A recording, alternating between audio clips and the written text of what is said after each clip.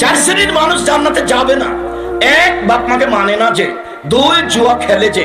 তিন, খোটা দেয় যে। খোটা দেওয়া কি? ওকে আমি 10,000 টাকা দিয়েছিলাম ভ্যান কিনতে, পরের দিন ডাকলাম যে চলো তো একটু বাজারে যাব, তো আসলো না। তো পরের দিন সকালে দেখা হয়েছে, বললাম আরে তোকে কালই 10,000 টাকা কর্জ দিলাম, তুই আমার ডাকে আসলেন, তুই আমাকে ভুলে গেলি রে। এটার নাম হলো খোটা দেওয়া। তো খোটা দেওয়া দিলেও জান্নাতে যাবে না, ও অবাক পাপ। মুখখান বন্ধ করে রাখতে হবে। কেন? আমার মনটা চাচ্ছে ওকে দুটা কথা বলি। হ্যাঁ বেটা, কালই 10,000 টাকা দিলাম, আর তুই আজকে একটা কথা শুনলি না, এটা আমার মনে চাচ্ছে। বুঝাতে পারি না মনে হয়, এটা আমার মনে চাচ্ছে যে বলি, এই জন্য এটা এত বড় পাপ। চার, বিড়ি, তামাক, জর্দা, সিগারেট, গোল, নেশাদার দ্রব্য খায় পান করে যে, সে জান্নাতে যাবে না। চার শ্রেণীর মানুষ জান্নাতে যাবে না। এক, বাপ মাকে মানে না যে। দুই, জুয়া খেলে যে। তিন, খোটা দেয় যে। চার, নিয়মিত বিড়ি, তামাক, জর্দা, সিগারেট, গোল, নেশাদার দ্রব্য খায় পান করে যে।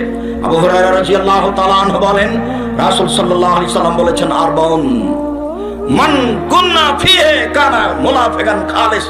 কারোর ভিতরে যদি চারটা জিনিস থাকে, সে খালিস মুনাফিক, একবারে নিখুঁত মুনাফিক।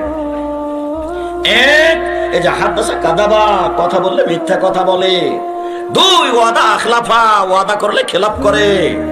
তিন, ওই যে ওয়াদা গাদারা, যদি কোনো ওয়াদা অঙ্গীকার করে তাহলে সেটা ভঙ্গ করে দেয়। ওই যে খাসামা ফাজারা, আর ঝগড়া বিবাদ করলে অশ্লীল কথা বলে, যখন তখন স্ত্রীকে অকথ্য ভাষায় গালি দেয়।